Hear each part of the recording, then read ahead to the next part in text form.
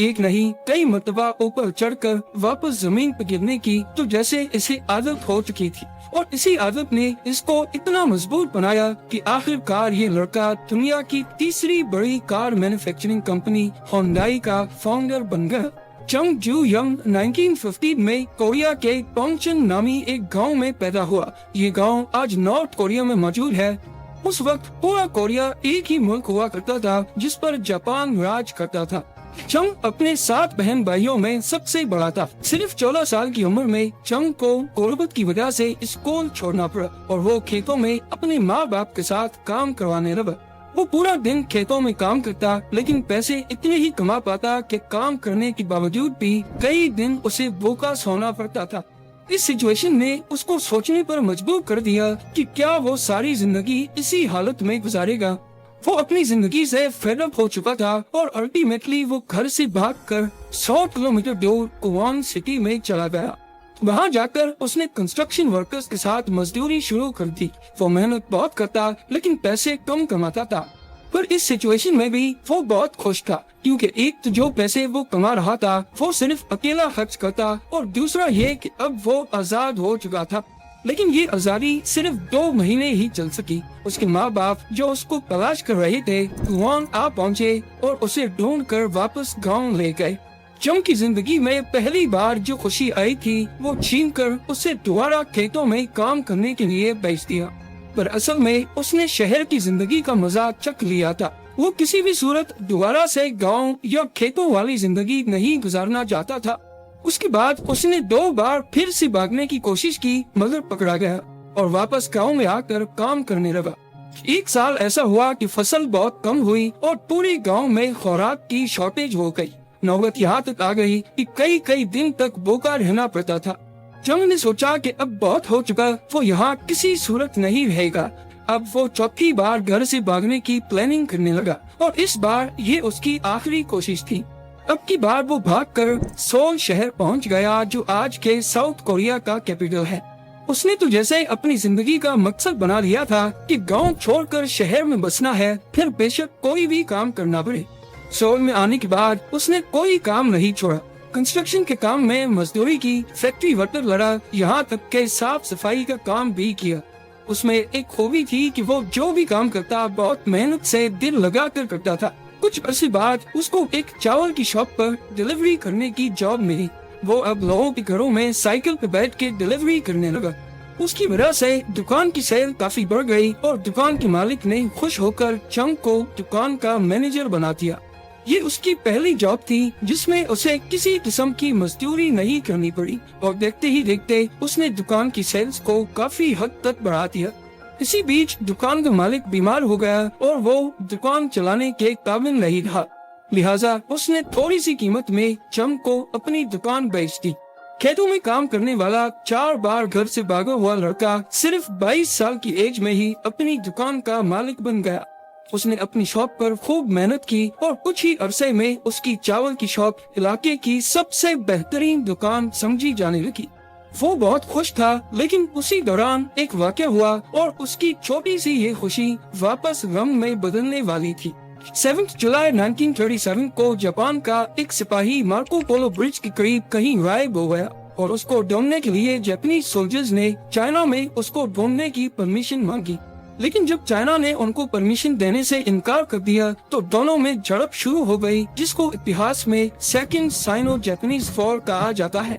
छोटी सी बात पर चलने वाली ये जंग अगले 8 सालों तक चलती रही और इसके चलते जापान और कोरिया में चावल की शॉर्टेज हो गई। जापानी सरकार ने पूरी जापान और कोरिया में चावल की शॉप्स को अपने कब्जे में ले लिया ताकि शॉर्टेज को पूरा किया जा सके। इन स्टोर्स में चंग का राइस स्टोर भी शामिल था और अब वो एक बार फिर से बेरोजगार हो गया। उसकी 2 सालों की मेहनत, उसकी जमा पूंजी, सब कुछ 0 से मल्टीप्लाई हो गई। पर चंग ने हार नहीं मानी। उसने अब कोई ऐसा काम तलाश करना शुरू किया जिस पर जापानीज आर्मी कब्जा ना कर पाए। उसने काफी सारे आइडियाज शॉर्ट लिस्ट किए और फाइनली उसने एक कार रिपेयरिंग शॉप खोलने का इरादा किया। अब चंग के पास ये काम स्टार्ट करने के लिए थोड़े से भी पैसे नहीं थे। उसने 3000 वॉन का लोन दिया और एरो सर्विस गैराज के नाम से एक नया बिजनेस शुरू कर दिया। پر جیسا اس نے سوچا تھا اس کا بالکل ہی الٹ ہوا۔ کہتے ہیں مصیبت آنے سے پہلے پوچھتی نہیں ہے۔ چنگ کے نئے گراج میں اچانک آگ لگ گئی۔ گراج تو گراج، اس میں کھڑی ساری گاڑیوں کو بھی آگ نے اپنی لپیٹ میں لے لیا اور سارے نقصان کا ذمہ چنگ پر آ گیا۔ چنگ اس بار بڑی مشکل میں پھنس چکا تھا۔ 3000 وون کا لون اور کسٹمرز کا نقصان دونوں اس کو بھرنا تھا، پر اس نے ہمت نہیں ہاری۔ ایک بار پھر سے 3500 وون کا لون لیا، دوبارہ سے گراج کھولا اور آہستہ آہستہ سارا نقصان کور کرنے میں کامیاب ہو گیا۔ اب اس نے اپنا فوکس بزنس کی گروتھ کی طرف کیا۔ اگلے 2 سالوں تک چنگ بھرپور ترقی کرتا رہا۔ اس نے لوگوں کو اپنے گراج میں نوکریاں دینا شروع کر دی۔ اس کے پاس 70 سے 80 لوگ کام کرنے لگے۔ ترقی اتنی ہو چکی تھی کہ اس نے اپنی پوری فیملی کو گاؤں سے بلا کر سول سٹی میں سیٹل کر لیا تھا۔ اس وقت ورلڈ وار 2 چل رہی تھی اور جاپان بھی اس جنگ میں شریک تھا۔ جاپان کو جنگی سامان بنانے کے لیے ورک شاپس کی ضرورت تھی اور اسی لیے جاپانی سرکار نے ورک شاپس کو بھی اپنے کنٹرول میں لینا شروع کر دیا۔ بالآخر چنگ کا گراج پھر سے جاپانی سرکار نے اپنے کنٹرول میں لے لیا، لیکن اس بار چنگ زیرو نہیں ہوا تھا، کیونکہ پچھلی بار ہونے والے نقصان سے اس نے سبق اٹھایا اور اپنے پاس 50,000 وون کی سیونگز جمع کر کے رکھی تھی تاکہ کوئی اور بزنس اسٹارٹ کر سکے۔ کچھ ہی عرصے کے بعد ورلڈ وار 2 ختم ہو گئی اور اسی کے ساتھ کوریا پر جاپان کی حکومت بھی۔ چنگ کے راستے کی سب سے بڑی رکاوٹ ہٹ چکی تھی۔ کوریا اب 2 حصوں میں تقسیم ہو چکا تھا، نارتھ کوریا اور ساؤتھ کوریا۔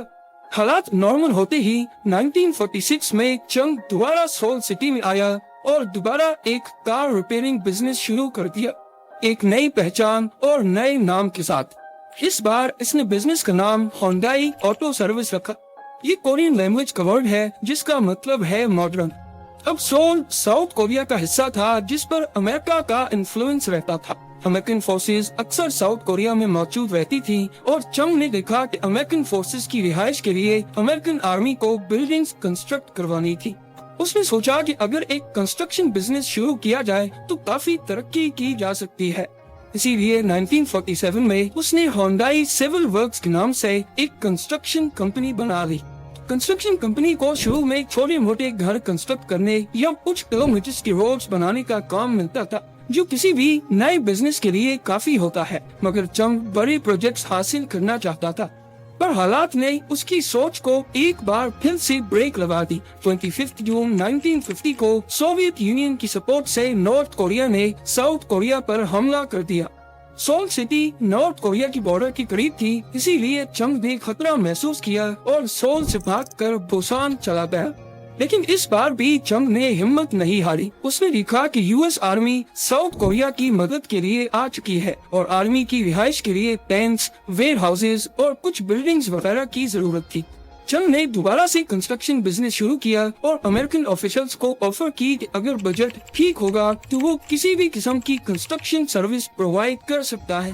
امریکہ کیونکہ سپر پاور تھا اور بجٹ کبھی بھی ان کے لیے مسئلہ نہیں تھا، امریکن آفیشلز نے چنگ کی کمپنی کو آرڈرز دینا شروع کر دیے۔ چنگ اور اس کی ٹیم دن رات محنت کر کے ہر پروجیکٹ کمپلیٹ کرتی گئی۔ اس کا فائدہ یہ ہوا کہ جنگ تو ختم ہو گئی، لیکن امریکنز اور چنگ کے درمیان ایک اچھا ورکنگ ریلیشن بن چکا تھا۔ کیونکہ چنگ امریکنز کے قریب تھا، اسی لیے چنگ اور ساؤتھ کورین سرکار کے درمیان بھی اچھا ریلیشن بن گیا۔ اس وار میں کافی روڈز اور بریجز تباہ ہوئے تھے۔ ساؤتھ کورین سرکار نے ان کی ریکنسٹرکشن کے لیے پروجیکٹس چنگ کی کمپنی ہونڈائی کو ہی دیے۔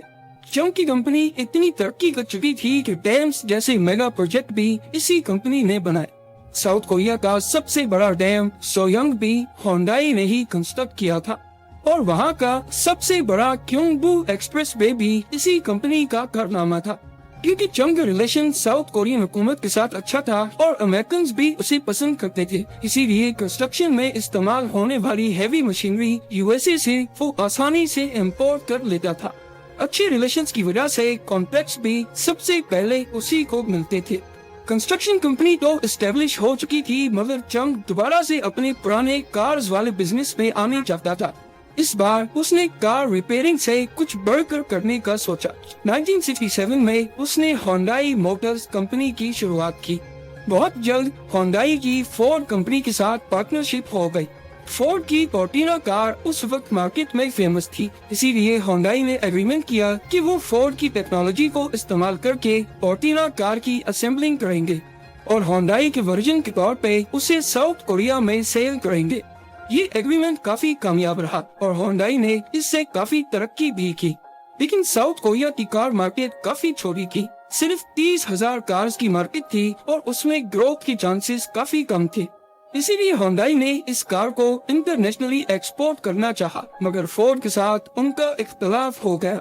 फोर्ड ने कहा कि हमारा एग्रीमेंट सिर्फ साउथ कोरिया की मार्केट के लिए हुआ था, होंडाई इसे एक्सपोर्ट नहीं कर सकती और इसीलिए फोर्ड और होंडाई की पार्टनरशिप टूट गई। ये डील टूटने के फौरन बाद जंग ने नए पार्टनर की तलाश शुरू कर दी और जल्द ही मित्सुबिशी मोटर्स के साथ उसने एग्रीमेंट साइन कर लिया। मित्सुबिशी अब होंडाई को कार प्रोडक्शन टेक्नोलॉजी देने के लिए तैयार थी। इस डील के बाद होंडाई ने अपनी पहली कार प्रोड्यूस की, जिसे होंडाई पोनी का नाम दिया गया। इस कार की कीमत बहुत कम थी और ये इसकी प्राइस ही थी जिसकी वजह से होंडाई पोनी मार्केट में फेमस हो गई और देखते ही देखते इसने होंडाई को साउथ कोरिया की सबसे बड़ी कार कंपनी बना डाला। लेकिन जैसे कि हमने पहले बताया कि उस वक्त साउथ कोरिया की कार मार्केट बहुत छोटी थी, इसीलिए वहाँ पर ज्यादा ग्रोथ का चांस नहीं था। होंडाई ने पोनी को इंटरनेशनली एक्सपोर्ट करना शुरू कर दिया। ये कार कई कंट्रीज में कामयाब रही, जैसे कि कनाडा में इसे खूब पसंद किया गया। लेकिन होंडाई इसे कार की सबसे बड़ी मार्केट यूएसए में लॉन्च करना चाहता था, मगर यूएसए के फेडरल एमिशन स्टैंडर्ड्स पर पूरा ना उतरने की वजह से यूएसए ने इस कार को रिजेक्ट कर दिया। जंग ने हार ना मानी और कार में इम्प्रूवमेंट्स की और बिल आखिर स्टैंडर्ड्स पर पूरा उतरकर इसे यूएसए में भी लॉन्च कर दिया गया। होंडाई पोनी का ये इम्प्रूव्ड वर्जन होंडाई एक्सेल के नाम से यूएसए में इंट्रोड्यूस हुआ। इस कार की कीमत तकरीबन $5,000 थी, जो कि दूसरी कार के मुकाबले में तकरीबन आधी प्राइस थी। इसीलिए शुरू में ही ये कार यूएसए में तेजी से सेल होने लगी। होंडाई मोटर्स का प्रॉफिट अब आसमान पर पहुंच चुका था, क्योंकि उनका बिजनेस अब साउथ कोरिया से लेकर यूएसए तक फैल चुका था। इतनी सस्ती होने की वजह से लोगों ने इसका मजाक बनाना शुरू कर दिया कि होंडाई एक्सेल में अगर फ्यूल टैंक फुल करवा दिया जाए तो गाड़ी की वर्थ डबल हो जाती है। जहां इसकी प्राइस आधी थी, वहीं अमेरिका की दूसरी गाड़ियों के मुकाबले में इसकी क्वालिटी भी अच्छी नहीं थी और लोगों को बार बार इसे रिपेयर करवाना पड़ता था। देखते ही देखते होंडाई एक्सेल अमेरिका में बुरी तरह फ्लॉप हो गई। हार न मानते हुए होंडाई ने मजीद मेहनत शुरू कर दी और अपने इंजन्स और पार्ट्स के साथ साथ नए मॉडल्स इंट्रोड्यूस करवाने लगे। ये नए मॉडल्स अमेरिका समेत दूसरी कंट्रीज में भी नाम बनाने लगे। इस बार इनकी क्वालिटी भी अच्छी थी और ये अफोर्डेबल भी थी, इसीलिए कस्टमर्स भी इनसे खुश थे। देखते ही देखते होंडाई दुनिया की बड़ी कार कंपनीज में शुमार होने लगी। चंग जू जंग, जिसने अपने सफर चावल बेचने से किया था, वो अब एक कामयाब मल्टीनेशनल कंपनी का मालिक बन चुका था। बुढ़ापे की वजह से उसकी हेल्थ अब वैसी नहीं रही, इसीलिए उसने रिटायरमेंट लेकर कंपनी अपने बेटों के हवाले कर दी। 2001 में चंग की डेथ हो गई और उसने अपने पीछे दुनिया की तीसरी बड़ी कार मैन्युफैक्चरिंग कंपनी को छोड़ा। लेकिन होंडाई से रिलेटेड कुछ हकीकतें हैं जो शायद आपको पहले मालूम ना हो। होंडाई का लोगो होंडाई के सबसे पहले कैरेक्टर एच को नहीं जाहिर करता, बल्कि ये दो आदमी हैं जो एक दूसरे से हाथ मिला रहे हैं, एक कंपनी रिप्रेजेंटेटिव और दूसरा सेटिस्फाइड कस्टमर। उल्सान में मौजूद होंडाई का मैन्युफैक्चरिंग प्लांट दुनिया का सबसे बड़ा प्लांट है, जिसमें सालाना 15 लाख गाड़ियां प्रोड्यूस हो सकती है और वर्ल्ड वाइड होंडाई साल में 60 लाख से ज्यादा गाड़ियां प्रोड्यूस करता है।